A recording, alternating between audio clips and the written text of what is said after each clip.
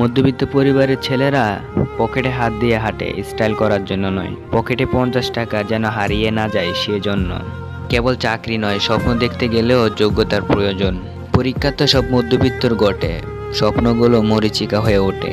মধ্যবিত্ত পরিবারের ছেলে ও মেয়ে হাজারো স্বপ্ন, টাকার কাছে হেরে যাওয়া।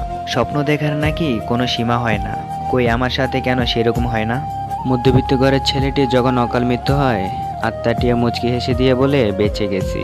ইচ্ছেগুলো পূরণ হয় না বলে আমি মন খারাপ করি না, কারণ আমি জানি আমি মধ্যবিত্ত। মধ্যবিত্ত বলে তাই স্বপ্ন দেখার আগেই স্বপ্ন ভেঙে যাওয়ার ভয় পাই।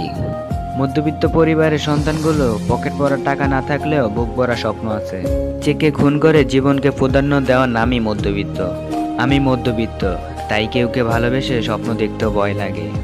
মধ্যবিত্ত পরিবারের মানে ছাদ আছে কিন্তু সাধ্য নেই। পায়ে হেঁটে 10 টাকা বাঁচিয়ে রাখাকেই বলে মধ্যবিত্ত। মধ্যবিত্ত স্বপ্ন পূরণ করাটাই আর একটা স্বপ্ন।